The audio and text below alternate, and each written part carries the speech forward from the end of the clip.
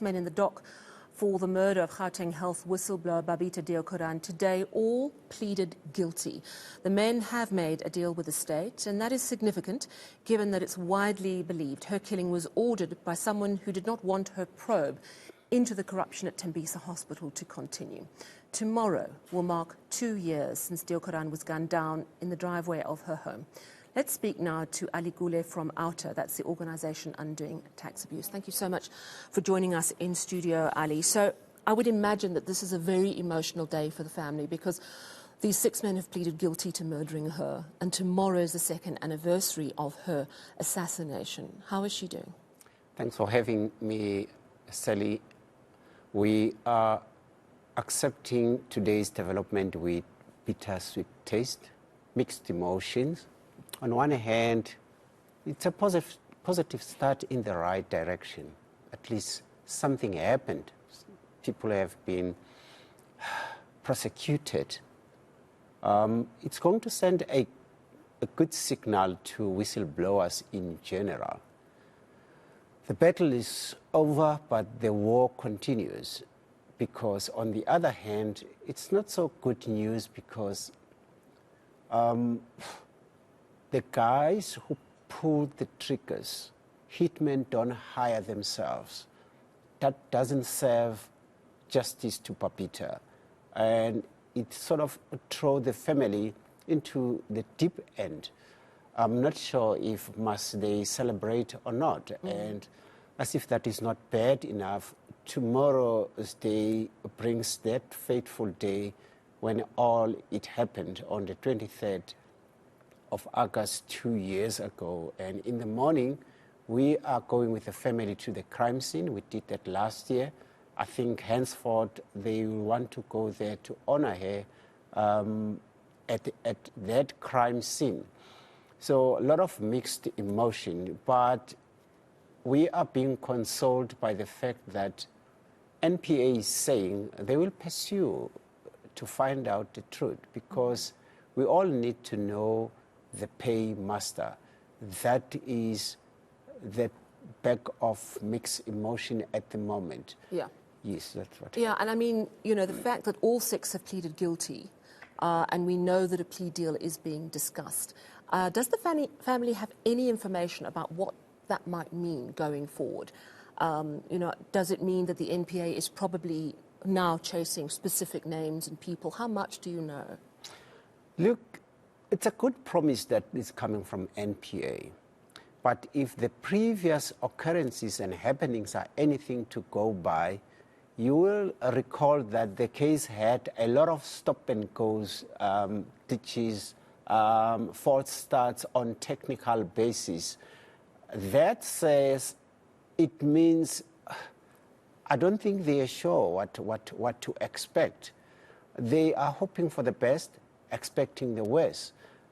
This is a case whereby the 9 implicated officials have been recently been suspended, but under a lot of exerted pressure to the Department of Health.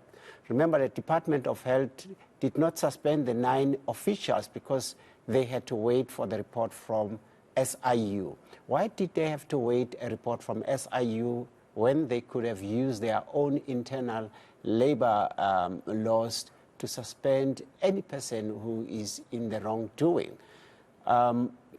Then you can tell that the family has gone through a lot. As if that is not bad enough, again, Babita left a teenager who's doing matric. If you are a mom, we don't know how the kid is doing. You speak to her, she says, I'm fine. But if you are a parent, you can tell the child has been through a lot. But we're giving all the support we can. I'm not sure what it means to whistleblowers in general. Other than Babita, stories are popping into the public domain regarding various issues of whistleblowers. I am not very positive if potential whistleblowers would like to come forward, given what other whistleblowers have gone through in this country. I mean, you make a good point. You know, we have a breakthrough now. These men have been sentenced, I think, to between 6 and 22 years in prison. there's clearly a deal, which is hopefully going to point to the person who asked for this assassination. But it has taken a long time. The SIU, of course, has been painstaking in its work. But only recently has the Gauteng Health Department actually suspended, the 6 people, 3 of whom had resigned or retired. So you make a good point. Has anything materially changed around protection for whistleblowers in the last 2 years since her death?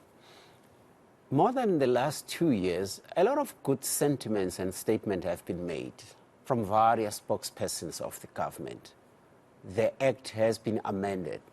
There's no good legislation or act as long as there is no political will and people walk the talk. Good statements does not change the situation of whistleblowers. There must be a political will. People must see actions that they are prepared to protect whistleblowers. But we must not speak about whistleblowers in isolation. Whistleblowers are law-abiding citizens who stand up and be counted to fight corruption, amongst other things. The corruption in this country is running amok.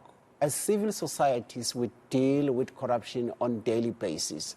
But regarding your question specifically, we have realized more and more whistleblowers are turning to civil societies as people whom they can trust. It shouldn't be that way, because that tells you they cannot trust their own senior managers. I'm not sure if we're winning the battle in as far as whistleblowers are concerned. They are literally on their own. Yeah, and it's such an important and sad point that you're making on the eve of the 2nd anniversary of the death of Babita Deokaran. Thank you so much for joining us in studio this evening. That, of course, was Ali Gule from OUTA, the organisation Undoing Tax Abuse, working very closely with Babita Deokaran's family.